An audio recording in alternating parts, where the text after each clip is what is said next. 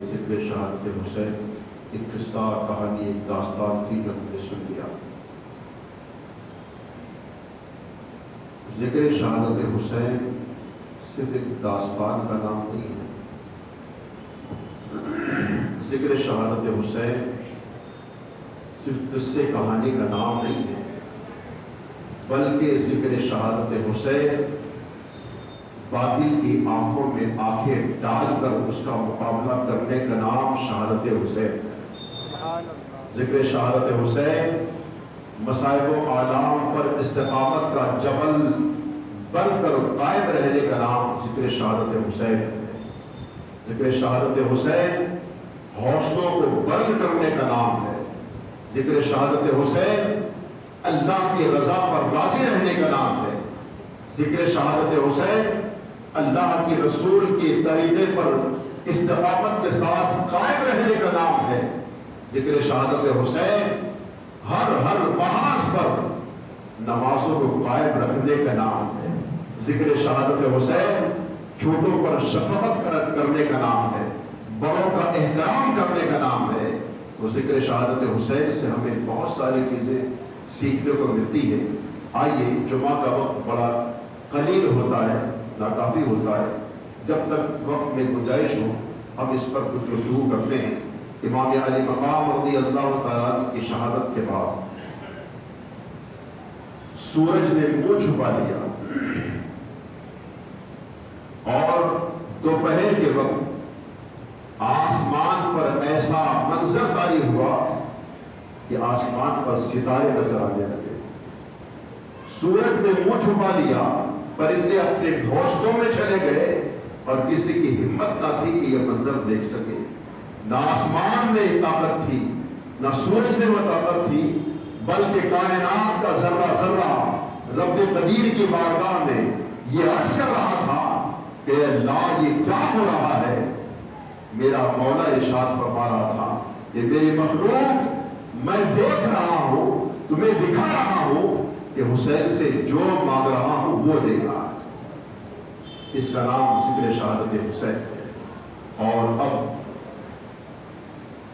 امام علی مقام کی شہادت کے بعد میں نے عرض کیا تھا کہ انہوں نے خوشی کے نقارے بجائے، یزیدیوں کے خیمے میں اونٹ کاٹے گئے اور کھانے بنوائے گئے، نقارے بجائے گئے، فتح کا ڈنکا بجایا گیا اور اسی عالم میں شام ہو گئی۔ میرے عزیزوں، میرے دوستوں، اس شام کو تاریخ میں شام کربلا کہتے ہیں، شام غریبہ کہتے ہیں۔ اور اس وقت یزیدیوں نے ڈنکے بجائے تھے، یزیدیوں نے خوشیاں منائی تھی، یزیدیوں نے ناچ اور رقص و سرور کی محفلیں قائم کی تھی۔ کچھ ہمارے نادان بھائی جو اپنے آپ کو حسینی کہتے ہیں، عاشورہ کے دن وہ بھی ڈھول تاشے بجاتے نظر آتے ہیں، وہ بھی رقص و سرور کی محفلیں قائم کرتے نظر آتے ہیں۔ میرے پیارے بزرگوں، دوستوں، یہ عاشورہ کے دن نقارہ حسینی خیموں میں نہیں بجا تھا، یزید خیموں میں بجا تھا۔ اس دن رقص و سرور کی محفلیں حسینیوں نے نہیں بلکہ یزیدیوں نے قائم کی تھی۔ اس سے توبہ کرے۔ اب رات آئی، شام ہوئی، جیسے شام ہوئی سیدہ زینب رضی اللہ تعالی عنہا نے وہ لاشیں جن کے سر کٹے ہوئے تھے، جس سے دھڑ پڑے تھے، اور ان دھڑوں پر بھی یزیدیوں نے، ان ناہنجاروں نے گھوڑے دوڑائے تھے۔ سیدہ زینب رضی اللہ تعالی عنہا نے سوچا کہ رات کے سناٹے میں کوئی ان لاشوں کی بے حرمتی نہ کرے، اور پھر سیدہ زینب رضی اللہ تعالی عنہا جو کہ کھلے آسمان کے نیچے یہ تمام خاندان نبوت کی خواتین تھی، اس وقت خیمے جلا دیے گئے تھے، حسینیوں کے خیمے بھی جلا دیے گئے تھے۔ سیدہ زینب رضی اللہ تعالی عنہا ایک طرف بڑھی کہ کوئی ایسی چیز مل جائے کہ رات کے سناٹے میں کوئی ان لاشوں کی بے حرمتی کرے تو میں اس سے روک سکوں۔ سیدہ زینب نے ریت میں کچھ ڈھونڈنا چاہا، ڈھونڈتے ڈھونڈتے ایک خنجر آپ کو ملا، وہ خنجر سیدہ زینب نے اپنے پاس رکھ لیا اور اس کے بعد لاشوں کے قریب گئی، لاشوں کے قریب کہ کوئی بے حرمتی نہ کر سکے۔ کیا دیکھتی ہے کہ ایک شخص ان لاشوں کے قریب آ رہا ہے۔ سیدہ زینب رضی اللہ تعالی عنہا نے بلند آواز سے ارشاد فرمایا، کون ہے خبردار جو ان لاشوں کے قریب آئے؟ تمہارا دل ابھی نہیں بھرا؟ تم نے ہمارے جوانوں کو قتل کر دیا، تم نے ہمارے خیموں کو جلا دیا، ہمارے بچوں کو شہید کر دیا، اب بھی تمہارا دل نہیں بھرا؟ خبردار، اب اگر لاشوں کے قریب کوئی آیا تو زینب اپنے خنجر سے اسے قتل کر دے گی۔ آواز آئی بی بی زینب، میں کوئی مرد نہیں بلکہ عورت ہوں۔ زینب رضی اللہ تعالی عنہا کہتی ہے، کون عورت ہے؟ کہاں سے آئی ہے؟ کیا کام ہے؟ عورت کہتی، بی بی میں حر بن ریاحی، حر کی بیوی ہوں۔ حر پچھلے دنوں جمعہ میں آپ نے سنا، حر یہ وہ خوش نصیب تھا کہ جو یزیدیوں سے گھوڑا بچھا کر حسین اعظم کی بارگاہ میں آیا تھا اور کہتا، حسین اعظم مجھے معاف کر دیجیے۔ امام نے پاک نے یہ نہیں فرمایا تھا کہ میں نے تجھے معاف کر دیا، اگر امام کہتے کہ میں نے معاف کر دیا تو حر احساس کمتری کا شکار ہو جاتا، مگر رسول اللہ کی اولاد احساس برتری کی دولتیں بانٹنے آئی تھی، وہ کسی کو احساس کمتری کا شکار کیسے کرتی؟ میرے امام نے فرمایا تھا، جیسے حر نے کہا امام مجھے معاف کر دیجیے، میرے امام نے فرمایا تھا، حر تو جہنم سے آزاد ہے، تو جہنم سے آزاد ہے۔ اور اس کے بعد حر امام پاک کے قدموں پر قربان ہو گیا تھا، یزید اس سے جنگ کرتے ہوئے شہید ہو گیا تھا۔ آج وہی حر کی بیوی یہ حسینی خیموں میں سیدہ زینب کے قریب آئی، آپ نے فرمایا کیسے آئی ہو؟ حر کی بیوی کہتی ہے کہ سیدہ میں نے ابن زیاد سے کہا کہ اے شقی، آج 4 دن ہو چکے ہیں، 5ویں رات آ چکی ہے، کل کا 5واں دن نکلنے والا ہے، حسین اعظم کی کنی سے، حسین اعظم کی اولاد، ان کی خواتین 4 دن سے پیاسی ہے، کہیں ایسا نہ ہو کہ ان کا انتقال ہو جائے، مجھے اجازت دے کہ میں ان کو پانی پیش کروں۔ بی بی ابن زیاد سے اجازت دے کر یہ پانی میں نے لائی۔ یہ پانی کا نام سن کر سیدہ زینب رضی اللہ تعالی عنہا کہتی ہے کہ بی بی اب یہ پانی پی کر ہم کیا کریں؟ یہ پانی کیسے پیے؟ یہی پانی یاد کرتے کرتے میرا بھتیجا علی اکبر 18 سال کا جوان جب یزیدیوں کے گروہ میں پہنچ کر ان کی لاشوں کو بچھا کر دوبارہ خیمے میں آیا تھا، اپنے بابا حسین سے کہہ رہا تھا میرا بھتیجا کہ بابا بہت پیاس لگی ہے، بابا پانی کا اگر گھونٹ مل جائے نا یزیدیوں کو ناصر جہنم کر دوں گا، بابا ایک گھونٹ پانی کا پلا دو۔ میرے حسین اعظم رضی اللہ تعالی عنہ نے اپنے بیٹے علی اکبر کو اپنی زبان چسایا تھا اور فرمایا تھا کہ بیٹا صبر کرو، حوض کوثر پر نانا جان اپنے مقدس ہاتھوں میں جام لے کر تمہارا انتظار کر رہے ہیں، بیٹا انتظار کرو، صبر کرو۔ پھر علی اکبر دوبارہ گئے، سیدہ زینب نے کہا تھا کہ بی بی اس پانی کے لیے میرا بھتیجا شہید ہو چکا، آج وہ پانی پی کر کیا کرے؟ جب اس طرح یقین بعد دیگرے نام گراتے رہے گے اور کہا کہ بی بی ہم یہ پانی نہیں پی سکتے۔ پھر اس خاتون نے کہا تھا کہ بی بی زینب رحم کرو، اور یہ پانی اگر میں واپس لے کر چلی گئی تو یزیدی میرا مذاق اڑائیں گے، یزیدی مجھ پر ہنسیں گے، بی بی زینب تمہیں تمہاری والدہ سیدہ فاطمہ الزہرا رضی اللہ تعالی عنہا کا واسطہ اس پانی کو قبول کر دو۔ جب ماں کا واسطہ اس عورت نے دیا تو سیدہ زینب صلوات اللہ علیہا نے اس پانی کو قبول کیا، اور اس کے بعد ہاتھ میں لے کر سیدہ سکینہ کی طرف بڑھی، دیکھا تو سکینہ 4 دن کی پیاسی بچی 6 سال کی سکینہ بے ہوش پڑی تھی، بی بی زینب نے اپنے ہاتھ میں لے کر سکینہ کے چہرے پر پانی مارا، وہ ہوش میں آئی، فرماتی کہ بیٹی سکینہ یہ ٹھنڈا ٹھنڈا پانی پی لو، یہ ٹھنڈا پانی پی لو۔ سیدہ زینب رضی اللہ تعالی عنہا نے جیسے اپنی بھتیجی سکینہ سے کہا کہ بیٹا یہ پانی ٹھنڈا ٹھنڈا ہے پی لو، یہ سنتے ہی سکینہ نے پوچھا پھوپھی جان، اس لیے کہ یہ وہ سکینہ ہے کہ جس کی پیاس پر عباس علمبردار نے کہا تھا کہ بیٹا میں تجھ کو پانی پلاؤں گا۔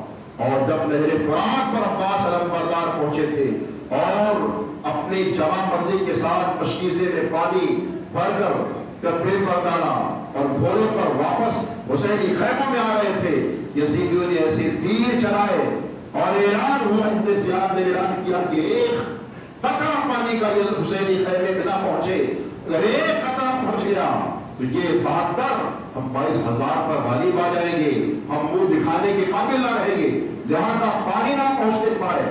جب تیر چلے وہ مشکیزے میں تیر لگے، پانی بہ گیا، پھر ایک تیر امام عباس علمبردار کے ایک اس بازو میں لگا جہاں پر یہ مشکیزہ ڈگا تھا، امام نے اس مشکیزوں کو نکال کر دوسرے ہاتھ میں پہن لیا، پھر دوسرا بازو کر گیا۔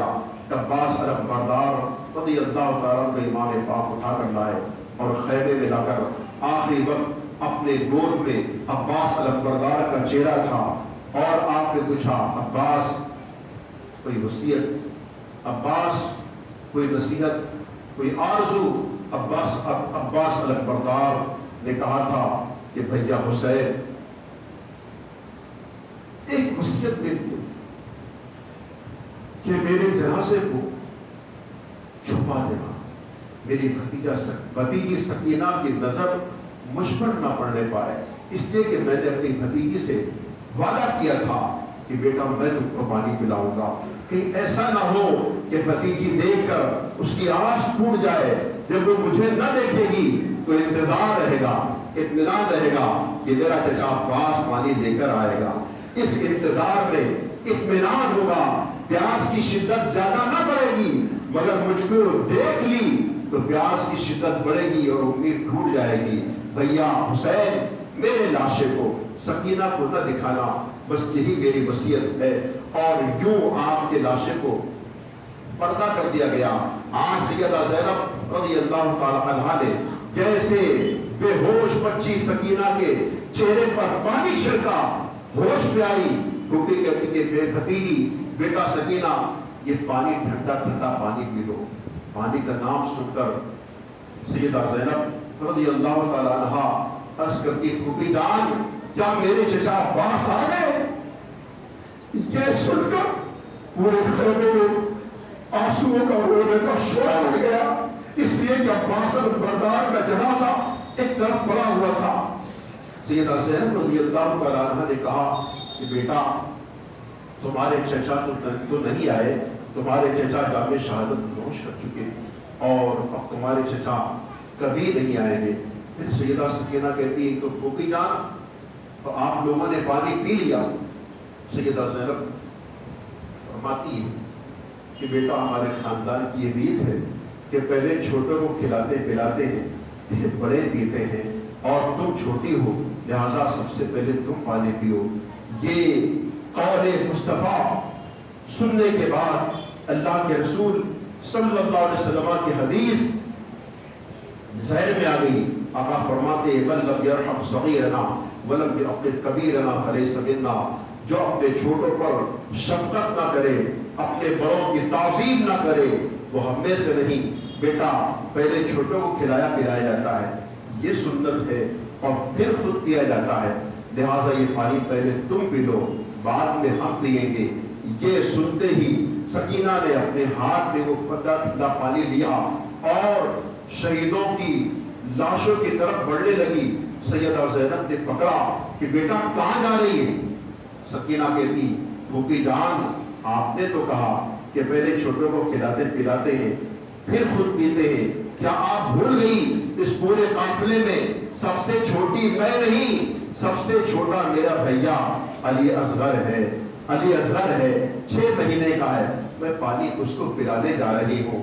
میرے عزیزوں، میرے دوستوں، علی اصغر رضی اللہ تعالیٰ یہ میدان میں شہادت نوش کر چکے تھے، ان کی بھی لاش پڑی تھی، مگر بیٹی سکینہ کہتی ہے کہ پھوپھی جان پہلے میں بھیا علی اصغر کو پانی پلاؤں گی، پھر پانی پیوں گی۔ پھر یہ دوسری بات سن کر خیموں میں ایک شور مچ گیا، ایک رونے کی آواز بلند ہو گئی۔ سیدہ زینب نے اپنی بھتیجی کو سینے سے لگایا، کہتی بیٹی علی اصغر یہ بھی نانا کے ہاتھوں حوض کوثر کی جام پی چکے ہیں، بیٹا تم پیو۔ میرے عزیزوں، میرے دوستوں، کیسا وہ ماحول ہوگا۔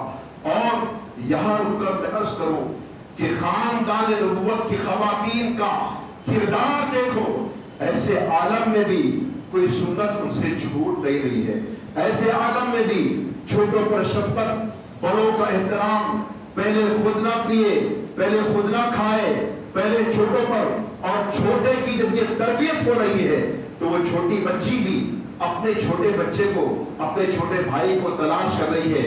معلوم ہوا کہ کربلا کا جو واقعہ ہے وہ ہمیں بہت کچھ سکھا رہا ہے، بہت کچھ درس دے رہا ہے۔ کربلا کا واقعہ صرف داستان کا نام نہیں ہے، بلکہ واقعات کربلا میں سنتوں کو سیکھنے کا ایک انداز ہے۔ ان نفوس قدسیہ نے علی اکبر، علی اصغر رضی اللہ تعالیٰ عنہ کو سکینہ ڈھونڈ رہی ہے۔ معلوم ہوا کہ پہلے چھوٹوں کو کھلایا جائے، پہلے چھوٹوں کو پلایا جائے۔ میرے عزیزوں، میرے دوستوں، یہ سننے کے بعد ہم سب اپنا اپنا جائزہ لیں، ہمارا کردار کیا ہے، ہمارا کیریکٹر کیا ہے۔ وہ دور کو یاد کرو جب ان کے دوپٹے کھینچ لیے گئے تو سیدہ زینب رضی اللہ تعالیٰ عنہا نے جلے ہوئے خیموں کا ایک کنات کا ٹکڑا، کنات جو خیموں میں چاروں طرف باندھا جاتا ہے، وہ جلا ہوا کنات کا ٹکڑا لیا اور اپنے سر پر رکھ کر اس لاشوں کی طرف رات کے سناٹے میں بڑھ رہی تھی، اس لیے کہ کہیں میرے چہرے، کہیں میرے سر کی بے پردگی نہ ہو جائے۔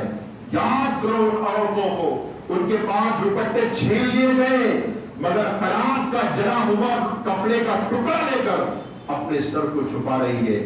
درس قیامت تک کے لیے امت کی ماں بہنوں کو یہ درس دے رہی ہے کہ کسی بھی حال میں اپنا سر کھلا نہ رہنے پائے، کسی بھی حال میں بے پردگی نہ ہونے پائے۔ لوگوں، داستان کربلا ہمیں یہ سبق سکھا رہا ہے، لہٰذا ہم بھی اپنے گھر کی عورتوں کو یہ سبق سکھائے۔ سیدہ زینب رضی اللہ تعالیٰ عنہا کی یہ تربیت، اور یہ تربیت کیوں نہ ہو، جیسے ماں ہوتی ہے ویسی بیٹی ہوتی ہے۔ ماں اگر پردے والی ہو، بیٹیاں پردے دار ہوتی ہے۔ ماں اگر دیر رات تک سیریل پر گندے ناچ گانے دیکھے تو اس ماں کی کوکھ سے جنم لینے والی اولاد بھی ویسی ہوا کرتی ہے۔ سیدہ زینب رضی اللہ تعالیٰ عنہا کی ماں سیدہ فاطمہ کو اگر دیکھے، فاطمہ الزہرا رضی اللہ تعالیٰ عنہا کہ بابا جان رحمت عالمین صلی اللہ علیہ وسلم کا جب وصال ہوا، آقا علیہ السلام کی وصال کے بعد 6 مہینے کے بعد حضرت بی بی فاطمہ رضی اللہ تعالیٰ عنہ کا وصال ہوا۔ مورخین لکھتے ہیں کہ 6 مہینے میں سیدہ فاطمہ کو کسی نے مسکراتے نہیں دیکھا، ایک بار مسکرائی تھی، ایک بار مسکرائی تھی، اور وہ مسکرائی کب تھی؟ یہ فاطمہ جو ہمیشہ رات بھر عبادت کرتی، ایسی عبادت کہ جب نفل کے لیے کھڑی ہوتی اور پہلے سجدے میں جاتی، پہلا سجدے کا سر اٹھ نہیں پاتا کہ اذان فجر کا اعلان ہو جاتا۔ آپ اکثر کہتی کہ اے رب قدیر، تو نے کتنی چھوٹی رات بنائی ہے کہ تیری بندی فاطمہ ایک سجدہ ادا نہ کر سکی، اور صبح کے مؤذن نے اذان فجر کا اعلان کر دیا، اذان صبح کا اعلان کر دیا۔ مولا فاطمہ کو کوئی ایسی رات عطا فرما کہ تیری بندی دل کھول کر تیری عبادت کر سکے۔ یہ انداز تھا۔ فاطمہ رضی اللہ تعالیٰ عنہ اپنے شوہر کو دیکھ کر بھی مسکراتی نہیں تھی، لیکن آج 6 مہینے میں ایک بار مسکرائی تھی تو کوئی بڑی بات ہو گیا کہ مسکرائی تھی۔ 6 مہینے کے بعد ایک مرتبہ وصال کے پہلے، اور وہ یہ ربیع النور شریف کو آقا علیہ السلام کا وصال ہوا، اور 3 رمضان کو فاطمہ رضی اللہ تعالیٰ عنہ کا وصال ہوا، یہ 6 مہینے ہوتے ہیں. اس 6 مہینے میں ایک بار کب مسکرائی؟ جب اس وقت مسکرائی کہ جب رسول کونین صلی اللہ علیہ وسلم نے یہ خبر دی تھی کہ فاطمہ فلا فلا ایام میں تم اس دنیا سے کوچ کر جاؤ گی. غیب کی خبر دینے والے نبی صلی اللہ علیہ وسلم نے اپنی بیٹی، اپنی شہزادی فاطمہ کو موت کی خبر دی تھی کہ فاطمہ فلا تاریخ میں فلا ایام میں تمہارا انتقال ہو جائے گا. اب وہی فاطمہ ان ایام کے قریب آتے ہوئے غمگین ہو جائے گی. حضرت اسماء بنت امیس رضی اللہ تعالی عنہ، یہ حضرت ابوبکر صدیق رضی اللہ تعالی عنہ کی بیوی تھی. یہ آئی اور کہتے تھے کہ فاطمہ تمہارے چہرے پر میں کچھ فکر کے آثار دیکھ رہی. غمگین تو ہمیشہ رہتی تھی آقا علیہ السلام کی وصال کے بعد، لیکن آج کچھ فکر میں تھی. فاطمہ میں تم کو کچھ متفکر انداز میں دیکھ رہی ہوں، فکر کے انداز میں دیکھ رہی ہوں، کیا بات ہے؟ حضرت فاطمہ رضی اللہ تعالی عنہا عرض کرتی ہے کہ میرے بابا جان رحمت عالمیان صلی اللہ علیہ وسلم نے جو مجھے موت کے وقت کا ارشاد فرمایا تھا وہ وقت قریب ہے، وہ قریب ہے. تو کیا فاطمہ کیا موت سے ڈر رہی ہو؟ کہا نہیں، موت سے ڈر رہی، بلکہ یہ تو خوشی کی بات ہے کہ موت آئے گی اور قریب قبر میں میرے بابا سے میری ملاقات ہوگی، میرے والد سے میری ملاقات ہوگی. کہا فاطمہ فکر کس بات کی؟ فاطمہ کہتی ہے اس بات کی فکر ہے کہ مدینے میں جتنے بھی جنازے ہوتے ہیں انتقال کے بعد جب سوئے قبرستان لے جایا جاتا ہے، ایک کھٹیا نما، آج بھی جو لوگ حجاج کرام جاتے ہیں وہ دیکھتے ہوں گے کہ خانہ کعبہ میں اکثر نمازوں کے بعد اعلان ہوتا ہے الصلاۃ علی الاموات یرحمکم اللہ، یہ اعلان ہوتا ہے. اور پھر وہاں پر نماز جنازہ ہوتی ہے اور پھر اسی انداز میں اس جنازے کو لے جایا جاتا ہے. کیسے جنازہ ہوتا ہے؟ کھٹیا کی طرح، اتنا کہ کھٹیا کے پیر ہوتے، اس کے پیر نہیں ہوتے. جنازہ اوپر ہوتا ہے، یہ کھٹیا، یہ 4 ڈنڈے لوگ سر پر ہے اور لاش اوپر رکھی، یہ اوپر لاش رکھی. اسی طرح آج بھی لے جایا جاتا ہے. فاطمہ رضی اللہ تعالیٰ عنہ کہتی ہے اسماء بنت امیس سے کہ مدینے میں جو جنازے لے جائے جاتے ہیں تو وہ اوپر رکھ کے لے جاتے ہیں. میں نے تو کوشش کی زندگی بھر میری چادر پر کسی کے نظر نہ پڑے، لیکن موت کے بعد تو لوگ میرے جنازے کو دیکھیں گے. وہی فکر مجھے کھائی جا رہی ہے، وہی فکر مجھے کھائی جا رہی ہے کہ موت کے بعد لوگ میرے جنازے کو اوپر سے دیکھ لیں گے، میری چادر کو دیکھ لیں گے. یہ بے پردگی ہوگی. اے لوگوں، امت کی ماں بہنوں تک اس واقعے کو پہنچاؤ کہ تم فاطمہ کی کنیزیں ہو. اس فاطمہ کا کردار کیا تھا اور آج تمہارا کردار کیا ہے؟ خیر، اسماء بنت امیس نے سنا تو اسماء بنت امیس کہتی ہے، یہ اسماء بنت امیس جو پہلے جعفر طیار رضی اللہ تعالیٰ عنہ کی بیوی تھی، اور جعفر طیار جب ایک مرتبہ ملک شام گئے تھے، حبشہ گئے تھے، تو یہ بھی ان کے ساتھ گئی تھی. اسماء بنت امیس کہتی فاطمہ میں نے حبشہ میں یہ انداز دیکھا کہ وہ جنازے کے اوپر ایک ڈولا جو ہمارے یہاں آئے تھے، آج جنازے کے اوپر جو ڈولا ہوتا ہے، جو جالی ہوتی ہے نا، یہ فاطمہ رضی اللہ تعالی عنہ کی سوچ کا صدقہ ہے. آج پوری دنیا میں جو جنازے کے اوپر پنجرا رکھا جاتا ہے، پھر چادر رکھی جاتی ہے، کہتے فاطمہ کی سوچ کا صدقہ. اسماء بنت امیس نے کہا کہ میں نے حبشہ میں دیکھا تھا اور میں بنا کے لاتی ہوں. اسماء بنت امیس اور پھر ام سلمہ رضی اللہ تعالی عنہا، ان لوگوں نے ایک ایسی جالی بنائی جیسے ہمارے یہاں ہے، اور اس پر کھجور کی یہ چٹائی ڈال کر حضرت فاطمہ کے سامنے لا کے رکھا. کہ فاطمہ تمہارے جنازے کے اوپر جب اس کو رکھ دیا جائے گا تو تمہاری بے پردگی نہیں ہوگی. یہ دیکھنے کے بعد، باپ کے انتقال کے بعد پہلی مرتبہ حضرت فاطمہ رضی اللہ تعالی عنہا کے چہرے پر مسکراہٹ آئی.